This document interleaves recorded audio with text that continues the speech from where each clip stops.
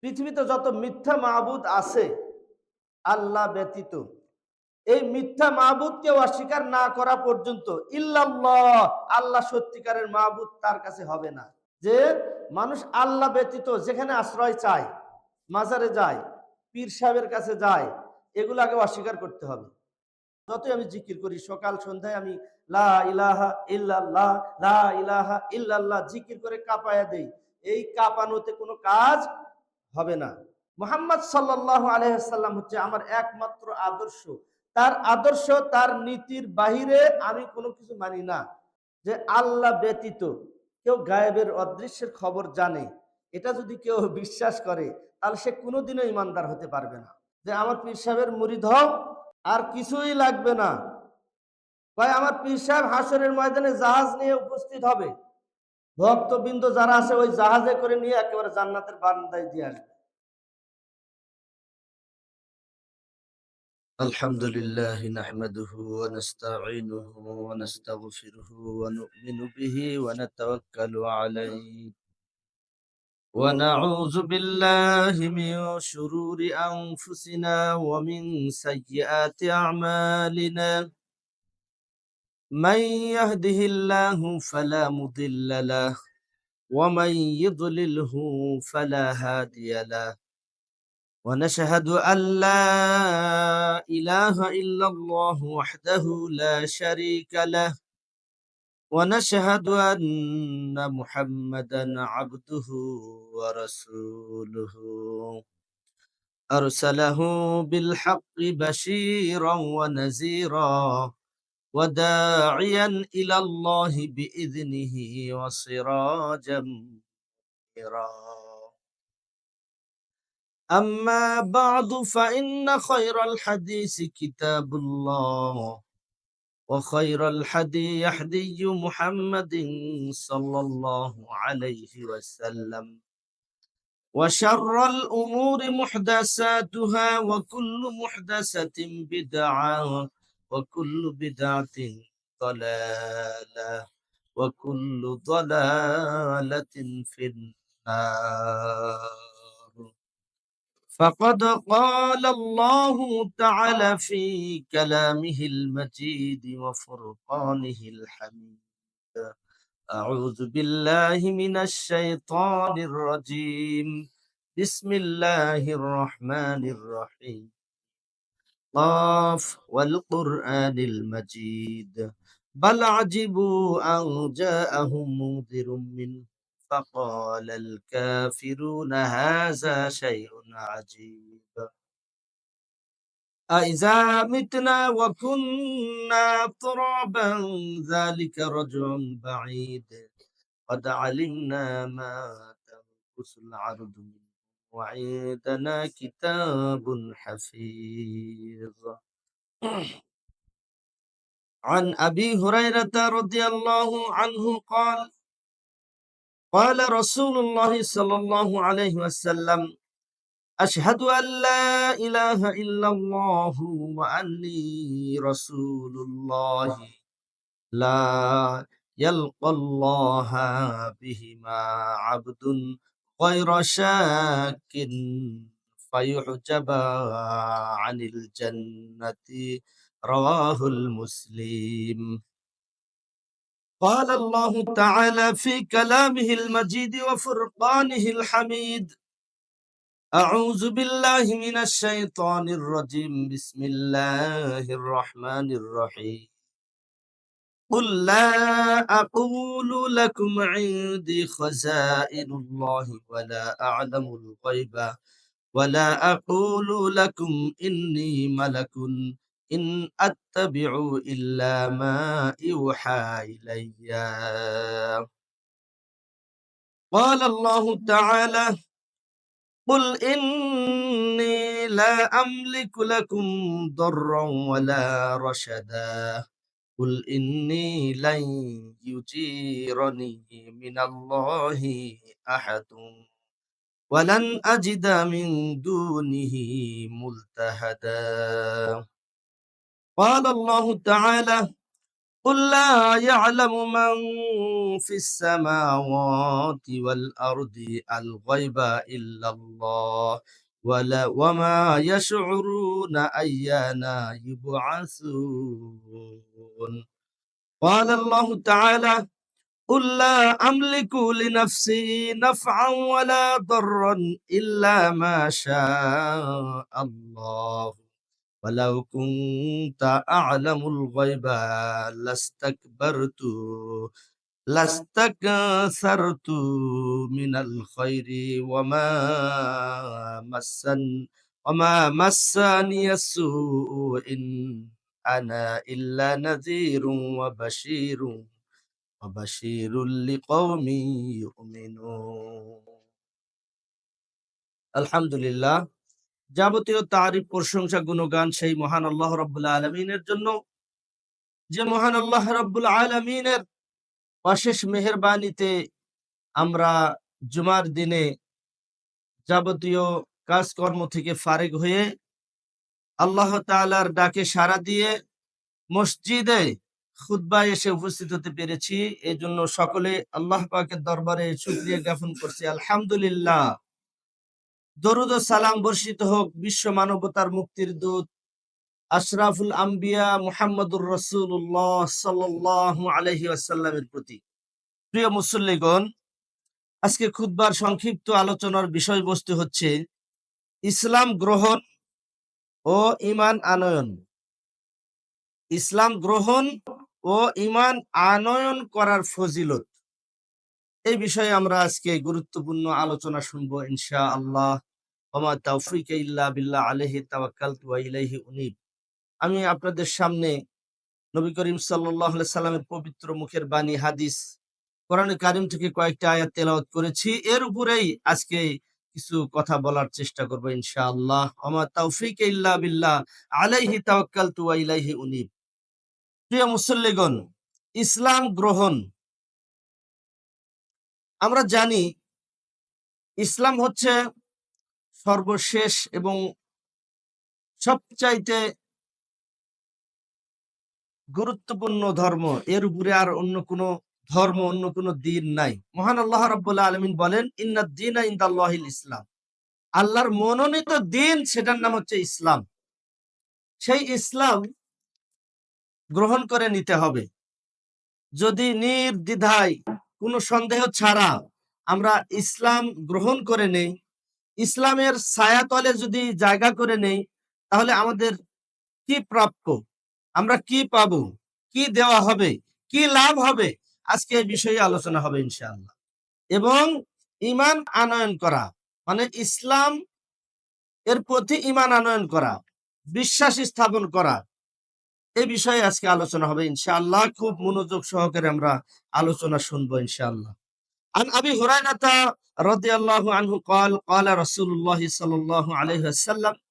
আবু হুরায়রা রাদিয়াল্লাহু তাআলা আনহু বলেন, নবী করিম সাল্লাল্লাহু আলাইহি সাল্লাম বলেছেন, কি বলেছেন? আশহাদু আল্লা ইলাহা ইল্লাল্লাহ ওয়া আন্নী রাসূলুল্লাহ। আল্লাহ নবী বলতেছেন, আমি সাক্ষ্য দিচ্ছি যে আল্লাহ ব্যতীত সত্যিকারের কোনো ইলাহ নাই, আল্লাহ ব্যতীত হক কোনো মাবুদ নাই, ওয়া আন্নী রাসূলুল্লাহ, আর আমি হচ্ছে আল্লাহর রাসূল, আল্লাহর প্রেরিত বার্তাবাহক আমি। এরপর রাসূল সাল্লাল্লাহু আলাইহি ওয়াসাল্লাম বলতেছেন, লা ইয়ালকাল্লাহু বিহিমা আবদুন গায়রা শাক্কিন। যদি কোনো ব্যক্তি, যদি কোনো বান্দা সন্দেহ ব্যতীত, কোনো সন্দেহ রাখবে না মনের মধ্যে, সন্দেহ ছাড়া এই দুইটি বাক্যের প্রতি ঈমান আনবে, আল্লাহর যে কোনো বান্দা কোনো সন্দেহ ছাড়া এই দুইটি বাক্যের প্রতি ঈমান আনবে, আল্লাহ নবী সাল্লাল্লাহু আলাইহি ওয়াসাল্লাম বলতেছেন যে ফায়ুহজাবা আনিল জান্নাত, সে এমন ভাবে আল্লাহর সামনে দাঁড়াবে, এমন সামনে আল্লাহর সামনে উপস্থিত হবে যে সে জান্নাত থেকে বঞ্চিত হবে না। জান্নাত থেকে তাকে বঞ্চিত করা হবে না, এমন ভাবে সে আল্লাহর সামনে দণ্ডায়মান হবে। যারা সন্দেহ ছাড়া এই দুইটি বাক্যের প্রতি ঈমান আনয়ন করবে, দুইটি বাক্য কি? নবী সাল্লাল্লাহু আলাইহি ওয়াসাল্লাম বলতেছেন, আশহাদু আল্লা ইলাহা ইল্লাল্লাহ, আমি সাক্ষ্য দিচ্ছি যে আল্লাহ ব্যতীত সত্যিকারের কোনো মাবুদ নাই, আর আমি আল্লাহর রাসূল।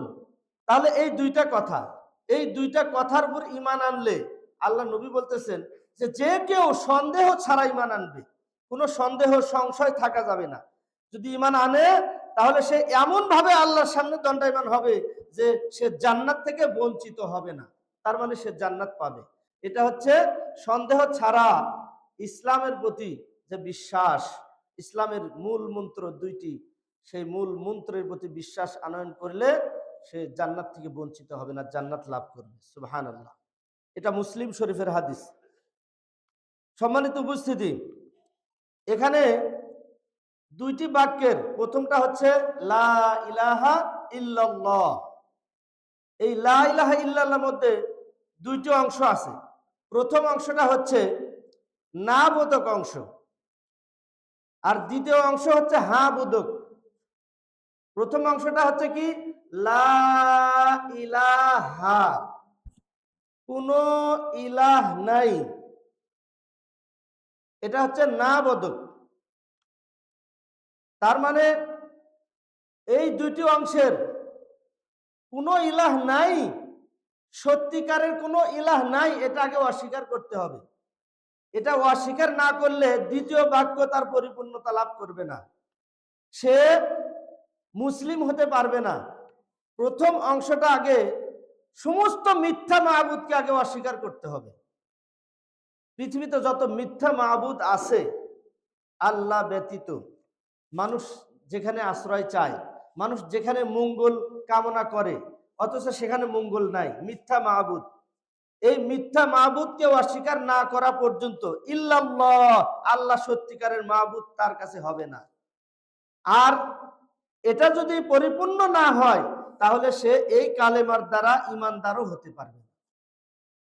এই জন্য প্রথমে লা ইলাহা, এটার পরিপূর্ণতা দিতে হবে যে মানুষ আল্লাহ ব্যতীত যেখানে আশ্রয় চায়, মাজারে যায়, পীর সাহেবের কাছে যায়, এগুলো আগে অস্বীকার করতে হবে। বা মাজারের ওলি মঙ্গল অমঙ্গল করার মালিক, সেখানে মানত করলে আমার মঙ্গল হবে, সেখানে মানত করলে সন্তান হচ্ছে না, মানত করলে সন্তান হবে, তার মানে ওই মাজারের ওই মৃত্যু অলিকে সে মিথ্যা মাবুদ হিসেবে স্বীকার করছে। এ যতই কালেমা পড়ুক, ঈমান তার ভিতরে কখনোই আসবে না, থাকবে না, এই ঈমান দ্বারা সে জান্নাত পাবে না। এরকম ভাবে পৃথিবীর যে কোনো রীতি নীতি পদ্ধতি যাই হোক, ইসলামের বাহিরে যেগুলো আছে এগুলো অস্বীকার না করা পর্যন্ত ইল্লাল্লাহ, আল্লাহকে যে আমি মানি, এই কথাটা পরিপূর্ণতা আসবে না। যে কোনো পথ, যে কোনো রীতি, যে কোনো নীতি আগে আমাকে অস্বীকার করতে হবে যে আমি ইসলামের বাহিরে অন্য কোনো নীতি পদ্ধতি মানি না। তারপরে ইল্লাল্লাহ, শুধুমাত্র আল্লাহকে মানি, তাহলে এই কালেমা পরিপূর্ণতা লাভ করবে। না হলে এই কালেমা পরিপূর্ণ না। যতই আমি জিকির করি, সকাল সন্ধ্যায় আমি লা ইলাহা ইল্লাল্লাহ, লা ইলাহা ইল্লাল্লাহ জিকির করে কাঁপায়া দেই, এই কাঁপানোতে কোনো কাজ হবে না, ঈমান পরিপূর্ণতা লাভ করবে না। মিথ্যা মাবুদ গুলোকে আগে হটায়া দিতে হবে, অস্বীকার করতে হবে। সম্মানিত উপস্থিতি, এরপরে বলতে হবে ইল্লাল্লাহ, একমাত্র সত্যিকারের মাবুদ হচ্ছে আল্লাহ, একমাত্র ইবাদত পাওয়ার যোগ্য হচ্ছে আল্লাহ। আমার তাকদীরের সমস্ত ভালো মন্দের ফয়সালাকারী সেটা তিনি হচ্ছে আল্লাহ। এটা কোনো পীর সাহেব না, এটা কোনো অলির দরবার না, এটা কোনো বট গাছের কাছে যায় কাজ হবে না, কোনো পাথরের কাছে গিয়ে কাজ হবে না। সব অস্বীকার করে একমাত্র আল্লাহর ইবাদত করতে হবে। ইবাদত একমাত্র আল্লাহর জন্য সাব্যস্ত করতে হবে। সম্মানিত উপস্থিতি, এরপরে দ্বিতীয় অংশ হচ্ছে মুহাম্মাদুর রাসূলুল্লাহ। দ্বিতীয় অংশ মুহাম্মাদুর রাসূলুল্লাহ, মুহাম্মদ সাল্লাল্লাহু আলাইহি সাল্লাম আল্লাহর রাসূল, এই কথার উপরে সন্দেহ ছাড়া বিশ্বাস স্থাপন করতে হবে। কোনো প্রকার সন্দেহ সংশয় থাকা যাবে না। মুহাম্মদ সাল্লাল্লাহু আলাইহি সাল্লাম হচ্ছে আমার একমাত্র আদর্শ, তার আদর্শ, তার নীতির বাহিরে আমি কোনো কিছু মানি না। এটা হচ্ছে মুহাম্মাদুর রাসূলুল্লাহ মানা। তার মানে কি? ওমা আতাকুমুর রাসূলু ফাখুযুহু ওমা নাহাকুম আনহু ফান্তাহু। আল্লাহ তাআলা বলছেন, আমার নবী তোমাদেরকে যা আদেশ করে, যা দেয় তা গ্রহণ করো, আমা নাহাকুম আনহু ফান্তাহু, এবং যা নিষেধ করে সেটা বর্জন করো। মানে নবীজি যা দিয়েছেন তা গ্রহণ করতে হবে, যা নিষেধ করেছেন সেটা বর্জন করা হচ্ছে মুহাম্মদ সাল্লাল্লাহু আলাইহি সাল্লামকে নবী হিসেবে মানা, রিসালাতের সাক্ষী দেওয়া। সম্মানিত উপস্থিতি, আর কি মুহাম্মদ সাল্লাল্লাহু আলাইহি সাল্লাম যে শরীয়ত আমাদেরকে দিয়েছেন, এই শরীয়তটা সমস্ত ইবাদত বন্দেগী, এই শরীয়তের যাবতীয় ইবাদত বন্দেগী সেই মুহাম্মদ সাল্লাল্লাহু আলাইহি সাল্লামের তরিকায় করা, এর বাহিরে অন্য কোনো পদ্ধতিতে বেদাত না করা হচ্ছে মুহাম্মদ সাল্লাল্লাহু আলাইহি সাল্লামকে নবী হিসেবে স্বীকৃতি দেওয়া। কোনো সন্দেহ সংশয় থাকা যাবে না। তাহলে এইভাবে দুইটা অংশ আমরা পরিপূর্ণতা দিয়ে যদি কালেমার সাক্ষ্য দিতে পারি সন্দেহ ছাড়া, আল্লাহর নবী বলেছেন সে আল্লাহর সামনে এমন ভাবে দণ্ডায়মান হবে যে সে জান্নাত থেকে বঞ্চিত হবে না, আল্লাহ তাকে জান্নাতে দিবেনই। সুবহানাল্লাহ, আলহামদুলিল্লাহ। তাহলে আমাদের কালেমাটা যেন ভেজাল মুক্ত হয়, আজকের আলোচনার আহ্বান এটাই, এই হাদিসের শিক্ষা এটাই। এরপরে আসি, এই হাদিসকে কেন্দ্র করে বেশ কয়েকটি আয়াত আছে, আমি বেশ কয়েকটি আয়াত যতদূর পর্যন্ত বলা যায় বলবো ইনশাআল্লাহ। যে আল্লাহ ব্যতীত কেউ গায়েবের অদৃশ্যের খবর জানে, এটা যদি কেউ বিশ্বাস করে তাহলে সে কোনোদিনও ইমানদার হতে পারবে না।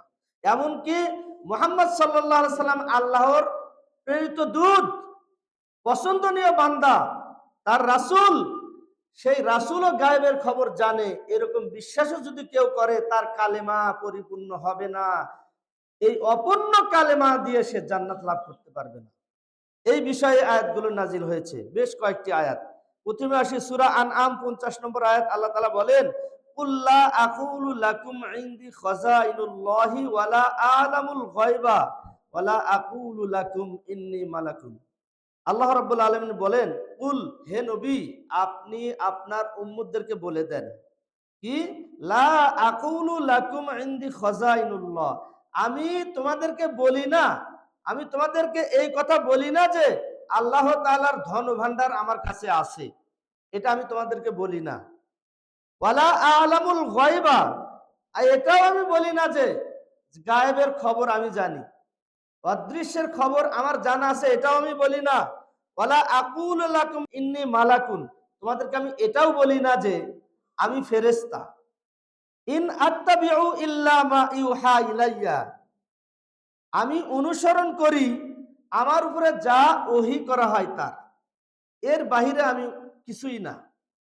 আল্লাহ তাআলা নবীকে বলতেছেন, হে নবী, আপনি আপনার উম্মতদেরকে এই কথা বলে দেন যে আমার কাছে আল্লাহ তাআলার ধনভাণ্ডারের চাবিকাঠি নাই, আর আমি গায়েবের কোনো খবর জানি না, আর একথাও বলতেছি যে আমি ফেরেশতা না, আমার কাছে আল্লাহর পক্ষ থেকে যা ওহী আসে, যা ওহী করা হয়, আমি সেটাই অনুসরণ করে চলি।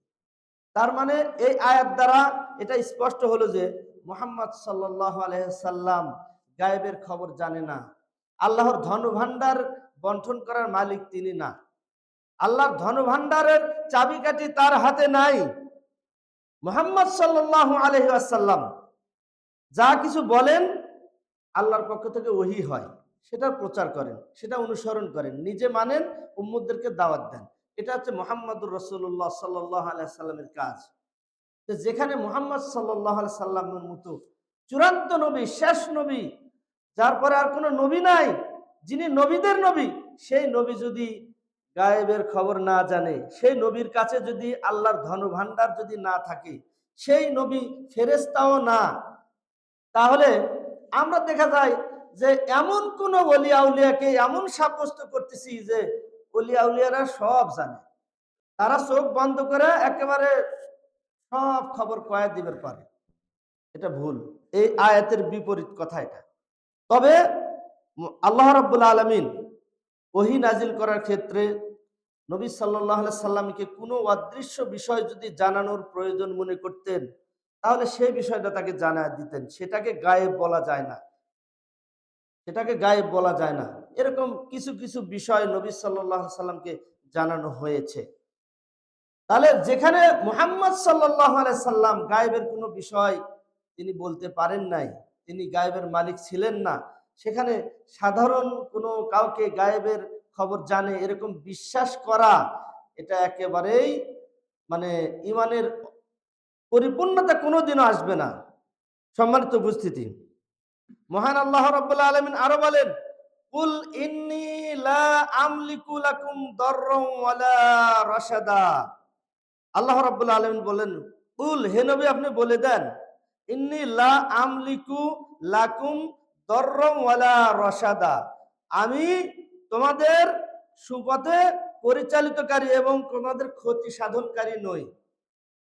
তোমাদের ক্ষতি সাধন করার মালিক আমি না, তোমাদের সুপথে পরিচালিত করার মালিক আমি না। এই কথা আপনি আপনার উম্মতদেরকে বলে দেন। মুহাম্মদ সাল্লাল্লাহু আলাইহি সাল্লাম, যিনি চূড়ান্ত নবী, তিনি কারো ক্ষতি সাধন করতে পারে না, তিনি কাউকে সুপথে পরিচালিত করতে পারে না। আল্লাহ যাকে চায় সুপথে পরিচালিত করতে, সেই সুপথে পরিচালিত হতে পারে, তাছাড়া পারে না। সুপথে পরিচালিত করার দায়িত্ব নবীজির ছিল না। নবীজির কাছে খালি ওহী আসতো, প্রচার করত, এটাই নবীজির দায়িত্ব ছিল। আর সুপথ দেখানোর মালিক ছিল আল্লাহ। সম্মানিত উপস্থিতি, এরপরে আল্লাহ রাব্বুল আলামিন বলতেছেন, কুল ইন্নী লাই ইউজিরানি মিনাল্লাহি আহাদান। হে নবী আপনি এটাও বলে দেন যে আল্লাহ ব্যতীত, আল্লাহর কবল থেকে বাঁচানোর কেউ নাই আমার জন্য। আমাকে, আপনি এই কথা বলে দেন যে আমাকে আল্লাহর কবল থেকে বাঁচাবে এরকম কেউ নাই। এই কথা আপনি বলে দেন যে ওয়ালান আজিদা মিন দুনিহি মুলতাহাদা, আল্লাহ ব্যতীত আমার কোনো আশ্রয়স্থল নাই। নবী মুহাম্মদ সাল্লাল্লাহু আলাইহি সাল্লাম বলতেছেন যে আল্লাহ ব্যতীত আমার কোনো আশ্রয়স্থল নাই। সেখানে মুহাম্মদ সাল্লাল্লাহু আলাইহি সাল্লাম নিজেই বলতেছেন আমার আশ্রয়স্থল হচ্ছে আল্লাহ, আল্লাহ ছাড়া আমার কোনো আশ্রয়স্থল নাই। আর কি বলতেছে যে আল্লাহর কবল থেকে আমাকে রক্ষা করবে এরকম কেউ নাই। তাহলে আমরা দেখা যায় অনেকেই এরকম গাল গল্প করে থাকে যে আমার পীর সাহেবের মুরিদ হও, আর কিছুই লাগবে না। ভাই, আমার পীর সাহেব হাসরের ময়দানে জাহাজ নিয়ে উপস্থিত হবে, ভক্তবৃন্দ যারা আছে ওই জাহাজে করে নিয়ে একেবারে জান্নাতের বারান্দায় দিয়ে আসবে। নাউজুবিল্লাহি মিন জালিক। এরা সকাল সন্ধ্যা রাত দুপুর কিয়ামত পর্যন্ত যদি লা ইলাহা ইল্লাল্লাহ জিকির করে আসমান ফাটায় ফেলা দেয়, তারপরে এদের ঈমান কোনোদিনও পরিপূর্ণতা লাভ করবে না। এইরকম কুফরি বিশ্বাস নিয়ে কালেমার জিকির করবে আর সেই জিকিরে তারা নাজাত পাবে, এই আশা করাটা পাগলের কথা ছাড়া আর কিছুই না। এই আশা করা যায় না। সম্মানিত উপস্থিতি, এরপরে আসি ক্বাল আল্লাহু তাআলা, আল্লাহ রাব্বুল আলামিন আরো বলেন, কুল লা ইয়ালামু মান ফিস সামাওয়াতি ওয়াল আরদি আল গায়বা ইল্লাল্লাহ। কুল, হে নবী আপনি বলেন, আসমান এবং জমিনের মধ্যে যারা আছে, আসমান এবং জমিনের মধ্যে যারা আছে, আল গায়বা ইল্লাল্লাহ, আল্লাহ ব্যতীত কেউ গায়েবের অদৃশ্যের খবর জানে না। আল্লাহ ছাড়া আসমান এবং জমিনের মধ্যে যারা আছে কেউ গায়েবের খবর জানে না আল্লাহ ব্যতীত। তাহলে আসমান জমিনের বাহিরের কথা তো চিন্তাই করা যায় না, ভিতরে যারা আছে কেউ গায়েবের খবর জানে না। তাহলে আমি যদি বিশ্বাস করি যে অমুক হুজুর খুব বরকতওয়ালা হুজুর, সে হুজুর চোখ বন্ধ করলেই অনেক কিছু অদৃশ্যের খবর বলে দিতে পারে, আমি তার কাছে কেন গেছি সে কয়া দিবার পারে, এই বিশ্বাস যদি থাকে কালেমা দিয়ে আপনার নাজাত আসবে না। যে আমার মনের খবরও হুজুর কয়া দিবার পারে, পারে না। সম্মানিত উপস্থিতি, এরপরে আল্লাহ রাব্বুল আলামিন বলতেছেন যে ওয়ামা ইয়াশউরুনা আইয়ানা ইউবআসুন, ওরা কবে উত্থিত হবে এটাও, এই খবরও তারা জানে না। কবে তাদেরকে উঠানো হবে এই খবরও তারা জানে না। মানে আমি যার প্রতি ধারণা করতেছি গায়েবের খবর জানে, তাকে কবে তোলা হবে এই খবর সে নিজেও জানে না। মানে আসমান জমিনের মধ্যে যারা যারা আছে কেউ গায়েবের খবর জানে না ইল্লাল্লাহ, গায়েবের খবর জানেন হচ্ছে আল্লাহ। এই বিশ্বাস যদি থাকে তাহলে আপনি কালেমা পরিপূর্ণ। তাহলে ওই কালেমা নিয়ে যদি আপনি আল্লাহর দরবারে যেতে পারেন, আপনাকে জান্নাত থেকে বঞ্চিত করা হবে না। কিন্তু কালেমার মধ্যে ভেজাল নিয়ে আল্লাহর সামনে গিয়ে দাঁড়াবেন, এই কালেমা আপনাকে বাঁচাতে পারবে না। এরপরে আসি ক্বাল আল্লাহু তাআলা, আল্লাহ রাব্বুল আলামিন আরো বলেন, কুল লা আমলিকু লিনাফসি নাফআন ওয়ালা দাররান ইল্লা মা শা আল্লাহ। কুল, হে নবী আপনি বলেন, লা আমলিকু লিনাফসি নাফআন ওয়ালা দাররান, যে আমি আমার নিজের কোনো উপকার অপকার করতে পারি না। আমি আমার নিজের কোনো কল্যাণ অকল্যাণ আমি সাধন করতে পারি না। আমি নিজেই নিজের কোনো কল্যাণ আমি সাধন করতে পারি না, নিজেই অকল্যাণ থেকে বাঁচবো আমি পারি না।